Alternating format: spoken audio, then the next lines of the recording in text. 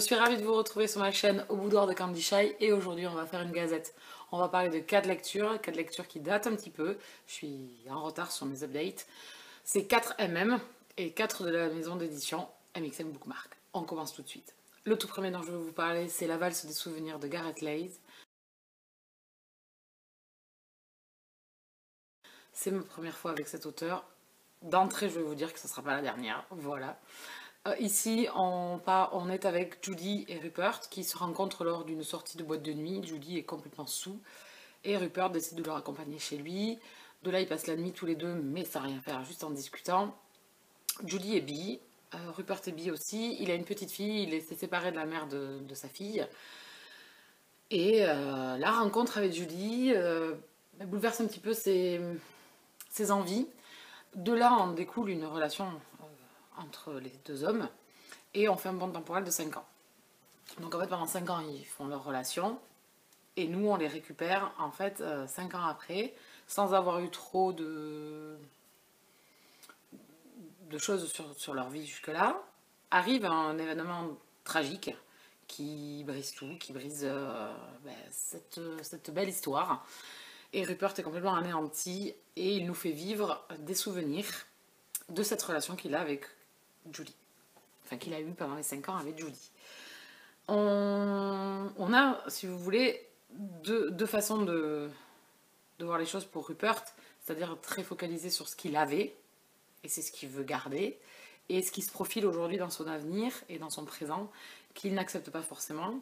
De là, ça met des handicaps encore plus dans sa vie. Judy a un handicap également, et c'est vrai que ça met beaucoup de conflits dans la relation, et ça fait changer la relation entre les deux hommes. Je ne veux pas trop en raconter parce que je pense qu'il faut le lire. Donc on fait des bonds temporels entre le passé et le présent. On suit Rupert, on suit sa tristesse, on suit les événements de sa vie et comment il les gère. On a également les pensées de Judy différemment. Et la relation qu'ils avaient. Et surtout la personnalité des personnages. C'est-à-dire que Judy est quelqu'un d'assez brut dans ses paroles, dans ses actes. Et il peut blesser et faire mal, mais c'est son caractère. Et du coup, ça met de l'handicap encore plus dans la relation de Rupert et Judy. Jusqu'à que Judy ouvre les yeux et voit ce qu'il a en face de lui. Alors je vais pas vous dire si c'est dans le présent, dans le passé, tout ça, ça sera à vous de voir. Ce que j'ai beaucoup aimé, c'est cette relation entre les deux hommes, et c'est encore une histoire de reconstruction, et une histoire surtout où on a une relation, ça fait 5 ans qu'elle dure, elle est merveilleuse, mais à partir de là, se profile dans le présent et dans le futur une autre façon de vivre, une autre façon d'accepter les choses, et les personnalités doivent changer et les façons de vivre doivent changer. Et ils ont du mal à l'accepter, enfin Rupert a du mal à l'accepter, et il voudrait que tout continue comme avant. Alors, est-ce que le fait de vivre une nouvelle vie différemment ne lui apportera quand même pas le bonheur? Enfin, est-ce qu'il n'aura pas le bonheur quand même au pied de sa porte? C'est ça, c'est surtout ça, c'est sur ces effets de reconstruction que j'aime beaucoup, que l'on retrouve aussi dans pas mal de lectures que j'ai faites jusqu'à présent, où les personnages se posent beaucoup de questions, où ils sont un peu malmenés, où on brise un petit peu leur routine, entre guillemets, leur routine et leur façon de vivre. Et à partir de là, c'est pas forcément ce qu'ils veulent, mais c'est pas forcément ce qui va leur amener aussi du malheur. Ça peut être une autre façon de vivre, mais ça peut être un autre bonheur à portée de main, en conciliant les nouvelles choses qui lui arrivent dans la vie. Voilà. Donc, pour résumer un petit peu tout ça, pour résumer un petit peu les pensées, la façon de voir des personnages, donc j'ai beaucoup aimé. Voilà, je me suis fait laisser porter par cette histoire, laisser porter par ces deux personnages.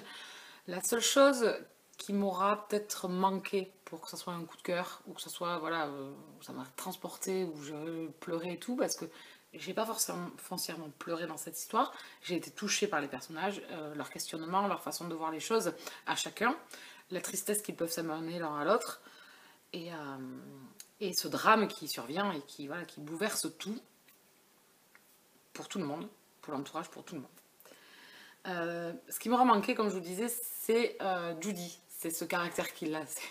C'est assez... Voilà, il m'a agacé par moments de sa façon de... Enfin, il m'a agacé. Il m'a agacé, mais c'est pas sa faute. L'handicap qu'il a, en fait, plonge son quotidien, ou fait changer son quotidien, fait changer son caractère. C'est pas forcément voulu, c'est surtout subi. Et au départ, on a du mal à comprendre et tout. Au fil du temps, on apprend à connaître Jodie, mais c'est voilà, c'est un personnage, du coup, ben, je l'ai aimé, mais j'ai pas senti cette flamme que j'ai pu lire dans d'autres romances entre les deux personnages principaux. Cette flamme qu'il y a d'amour et de passion et d'émotion. Voilà. Je sais pas si j'arrive à bien à m'expliquer. Ce qui n'empêche pas que le roman et l'histoire m'a beaucoup plu, que je me suis laissée porter, que c'est une belle romance. Voilà, c'est juste personnel sur des sensations au niveau du ressenti de cet amour entre les deux personnages. Mais dû au handicap qu'il y a au milieu, hein, forcément, ça aide pas non plus. C'est repartir, voilà, on revit les choses différemment. Il faut que Rupert apprenne à vivre différemment. Voilà. Donc je ne veux pas m'étendre non plus sur l'histoire pour pas trop vous en raconter parce que le but c'est de découvrir et de vraiment s'imprégner de l'atmosphère et de ce qui se passe dans la relation entre Rupert et Julie. En tout cas, c'est une relation que j'ai beaucoup aimée. Donc c'est une bonne histoire, c'est une belle romance. J'ai découvert la plume de l'auteur et la façon d'écrire. C'est touchant, c'est poignant et c'est des romances, voilà. C'est fort, les moments forts entre Rupert et Julie. Cette redécouverte de l'autre, voilà, c'était génial quand même. Donc je lui mets un 17 sur 20. Le deuxième roman dont je vais vous parler, c'est Dans la tanière, tome 1, Going Wild, de Candice Ulrich. Ici, on est dans de la fantasy elle-même. Premier tome d'une nouvelle saga, j'ai beaucoup aimé.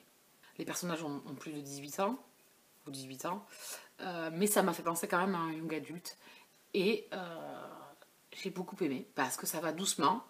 On rentre dans l'histoire, donc l'auteur nous met en place le récit. Donc on suit Stephen, un jeune homme qui se fait mordre un soir et donc du coup intègre une meute qui va lui apprendre à gérer ses pouvoirs, à gérer sa transformation, à gérer ses émotions. Et ils vont lui donner un tuteur, entre guillemets. Et c'est le gars qui le déteste le plus au lycée. Voilà. Donc, entre nos deux personnages, c'est folklore. Voilà. Mais ça prend son temps. Dans ce premier tome, on nous fait découvrir la meute, la façon dont ils vivent, dans les relations qu'ils ont les uns avec les autres. Et en même temps, il y a une intrigue et une enquête, puisque qui a mordu Stéphane, puisque dans cette meute, ils ne mordent pas les humains, ils ne sont pas violents, ils se sont intégrés à la population, comme monsieur et madame tout le monde, et donc ils enquêtent pour découvrir qui est l'auteur de ce méfait. Et en même temps, il se passe d'autres choses dans la meute, puisqu'il y a ceux qui sont contents d'intégrer une nouvelle personne dans la meute, et ceux qui ne le sont pas. Bon. Et j'ai trouvé ce premier tome de mise en place, où on apprend à connaître les personnages, et j'ai beaucoup aimé. C'est en relation beaucoup avec la nature, avec l'environnement, des loups hein, dans la forêt, dans la tanière. Voilà, l'auteur s'y pèse bien dessus. C'est un très bon premier tome, je suis agréablement surprise, c'était prenant. J'ai pas forcément vu les choses arriver. Ça laisse encore la porte ouverte à plein de nouvelles choses pour nos personnages. Notre héros est jeune. Ses émotions sont exacerbées, dues à sa métamorphose et à son statut maintenant de loup. Et sa relation avec son tuteur devient compliquée. Et j'aime beaucoup parce que on ne sait pas du tout encore. Voilà. Ce premier tome n'est pas une romance, du tout. C'est pas une romance elle-même. C'est une fantasy. C'est basé sur la fantasy. Et j'aime beaucoup, donc j'ai hâte de poursuivre parce que je ne sais pas comment l'auteur va voir la suite. Est-ce qu'il y aura d'autres enquêtes? Est-ce que ça sera plus basé sur la relation de Stéphane? Très belle découverte, je lui mets également un 17 sur 20. Ensuite, j'ai lu Template de Rohan Lockhart. Et ici, dans Template, on se retrouve dans des gamers, des joueurs qui font des championnats du monde de jeux. Donc, notre héros est français et va tomber sous le charme d'un jeune japonais. Donc les deux personnages là par contre, pareil, ils ont 22 ans je crois, entre 20 et 22.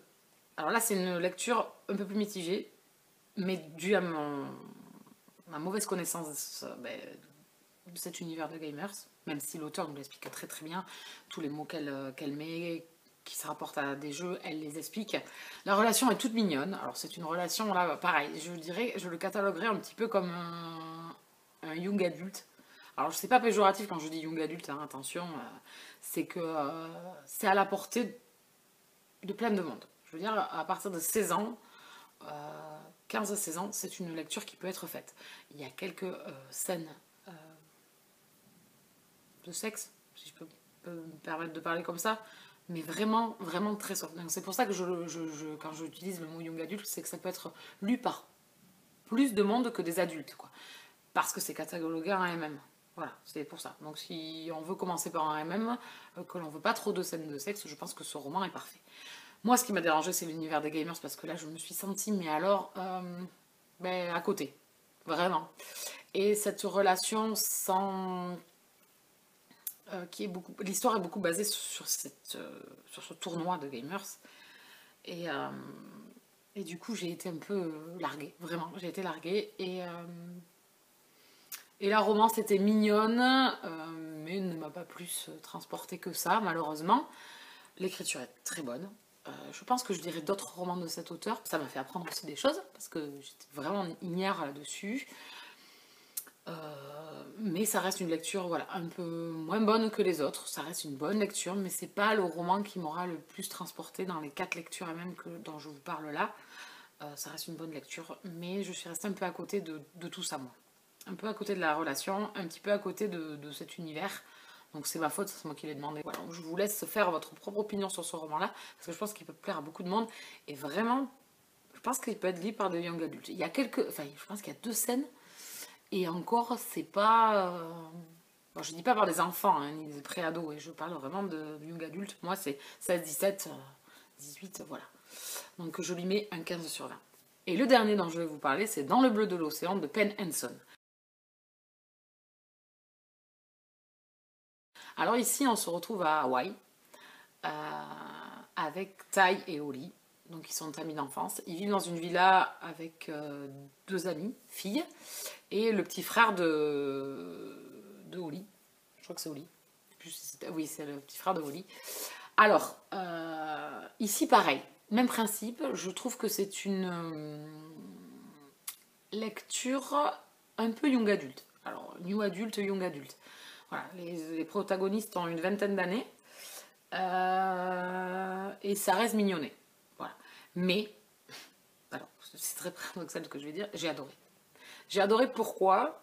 Parce que ce roman m'a fait penser à Blue Crush. Alors, le film Blue Crush, je ne sais pas si vous l'avez vu, donc c'est sur des surfeurs. Enfin, une surfeuse surtout, qui vit en communauté comme ça dans une maison avec des amis, des copines, et sa petite sœur. Et elle va participer au Pipe Master. Donc c'est des épreuves de surf, des grosses compétitions mondiales de surf. Donc elle avait été repérée junior. Et là c'est le même principe. Alors le début de l'histoire est la même. C'est calqué. Je suis désolée de dire ça, mais c'est vrai, c'est calqué sur le film Blue Crush. Sauf que là, nos 2 protagonistes sont des garçons et qu'une relation va commencer entre eux. Voilà. J'ai adoré. Alors le fait de se retrouver à Hawaï, alors l'univers du surf c'est pas trop mon truc, même si j'habite sur la côte et que le surf il y en a pas mal ici. C'est pas mon trip, mais j'ai adoré suivre Tai et Oli. J'ai adoré suivre leur relation, la façon dont Tai est perçu, puisque les gens savent qu'il est homosexuel, et le fait d'avoir une ouverture d'esprit très bonne là-dessus, le fait de voilà d'être à Hawaï, d'avoir la mer, l'océan qui les lie l'un à l'autre, et le fait que Tai soit amoureux d'Oli depuis très longtemps, mais ne lui a jamais avoué, et que Oli découvre qu'il commence à avoir des sentiments pour Tai. Mais on sent d'entrée qu'ils vont au casse-pipe. Et ils m'ont fait de la peine. Alors c'est une romance toute douce. Voilà, c'est tout en douceur. C'est mignon. Je pense que pour commencer le MM, si vous voulez commencer, c'est une très bonne lecture. Moi, j'ai aimé. J'ai aimé l'univers, j'ai aimé, voilà, c'était cocooning, c'était tout mignon, il se passe pas 50 000 choses, les personnages sont assez basiques, on va dire, mais ils sont mignons. Voilà, leurs émotions, leurs sentiments, leur façon de voir les choses, chacun de leur côté, euh, dans leur relation, et puis ensuite, quand ça, parce que bien évidemment, comme je vous dis, ils allaient au casse-pipe, c'est beau parce que on nous parle d'amour, on nous parle d'amitié, on nous parle de famille. Voilà. Et tout ça, c'est dans cette maison bleue. C'est dans cette maison bleue au bord de l'eau, à Hawaï. Vraiment, il y a le voilà, c'est le lieu. Et moi, c'est une lecture qui m'a beaucoup plu parce que au mois d'août, là, j'ai pas eu beaucoup d'entrain, j'ai laissé tomber un petit peu les lectures, j'avais pas envie. Et cette lecture, elle a été parfaite, vraiment.